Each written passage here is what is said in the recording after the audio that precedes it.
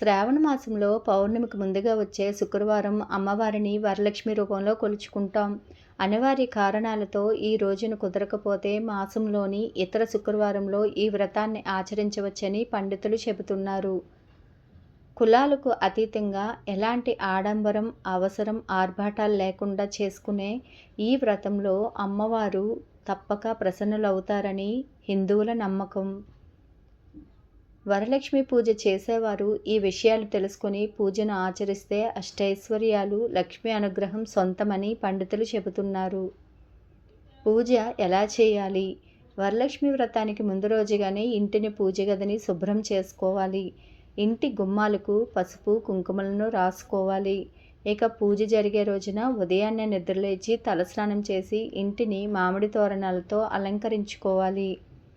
లక్ష్మీదేవిని ఈశాన్య దిక్కున పూజిస్తే శుభం కాబట్టి ఇంటి ఈశాన్య భాగంలో ముగ్గులు వేసి పూజకు స్థలాన్ని సిద్ధం చేయాలి. ఆ ముగ్గుల మీద పసుపు, కుంకుమ బొట్లు పెట్టిన పీఠాన్ని ఉంచాలి. దానిపై కొత్త తెల్లటి వస్త్రాన్ని పరిచి బియ్యం పోసి కలశాన్ని ప్రతిష్ఠించాలి. కలశపు చెంబుకు పసుపు, కుంకుమ అద్ది దానిపై కొబ్బరికాయను ఉంచాలి. పసుపు ముద్దతో అమ్మవారి మొహాన్ని తీర్చిదిద్దే ప్రయత్నం చేస్తే మరింత మంచిది. కొబ్బరికాయతో పాటుగా కలశంపై మామిడి ఆకులను ఉంచడం శుభసూచకం. అమ్మవారిని అష్టోత్తర శతనామాలతో పూజించిన తర్వాత తోరగ్రంథి పూజ చేస్తారు. ఇందుకోసం 3 లేదా 5 తోరాలను సిద్ధం చేసుకోవాలి. ఈ తోరాల కోసం దారాలకు పసుపు రాస్తూ తోర పూజలో ఒక మంత్రం చదువుతూ ఒక్కో ముడి చెప్పున 9 ముడులు వేయాలి. వాటి మధ్యలో కుంకుమ బొట్లు పెడుతూ అలా కుంకుమ బొట్టు పెట్టిన చోట పూలను ముడివేయాలి. ఇక పూజా సమయంలో అమ్మవారికి ఇష్టమైన ద్రవ్యాలు ఆవు నెయ్యి అంటే చాలా ఇష్టం అంట. అందుకని పూజలో ఆవు నెయ్యితో చేసిన దీపం వెలిగిస్తే చాలా మంచిది. అలాగే ఆవు పాలతో చేసిన పరమాన్నం కానీ పాయసం కానీ నివేదిస్తే అమ్మవారు ప్రసన్నులవుతారు. వీటితో పాటుగా మన శక్తి కొలది తీపి పదార్థాలను అమ్మవారికి నివేదించవచ్చు.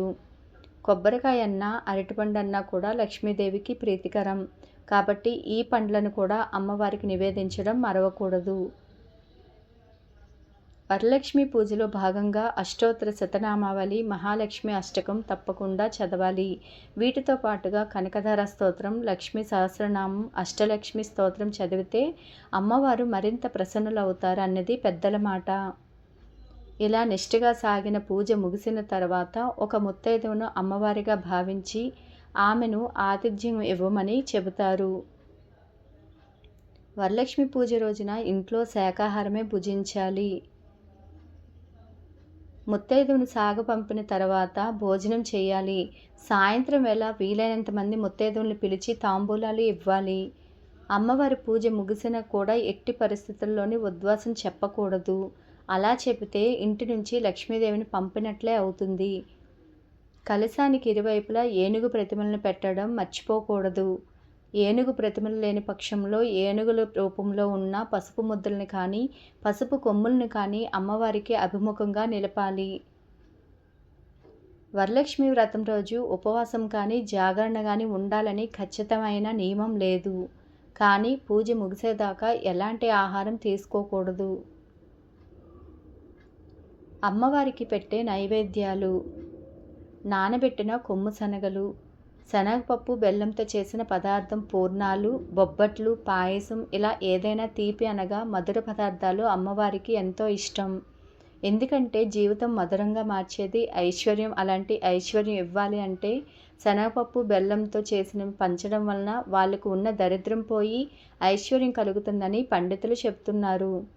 వరలక్ష్మి వ్రతంలో శనగలు ఎందుకు వాయనంగా ఇస్తారు అంటే శనగలు గురుగ్రహానికి ప్రాతినిధ్యం. గురుడు ధనకారకుడు, విద్యాకారకుడు. ఇవి ఉంటే జీవితంలో సగం ఉన్నట్లే. జీవితంలో డబ్బులు, చదువు, భార్యాభర్తలు చక్కగా ఉండడం, సంతానం ఇవన్నీ ఉంటే జీవితంలో లోటుపాట్లు ఉండవు. ఏ స్త్రీ అయితే వరలక్ష్మి వ్రతం చేస్తుందో ఆ స్త్రీకి కావలసిన సంతానం కానీ, మంచి దాంపత్యం కానీ, సంపద కానీ వీటన్నింటినీ పొందడం కోసం శనగలు ఇవ్వడం జరుగుతుందని పండితులు చెబుతున్నారు. కాబట్టి శనగలు వాయనంగా ఇవ్వడం వల్ల గురుబలం పెరుగుతుంది. స్తోమతను బట్టి 9 మంది ముత్తైదులకు వాయనం ఇవ్వడం లేదా పూర్ణాలు, శనగలతో కూడిన వాయనం ఖచ్చితంగా ఇవ్వాలి. ఎలాంటి జాగ్రత్తలు అన్నింటిని తీసుకొని వ్రతం చేయడం వలన ఎటువంటి అమంగళం జరగదని పండితులు చెబుతున్నారు.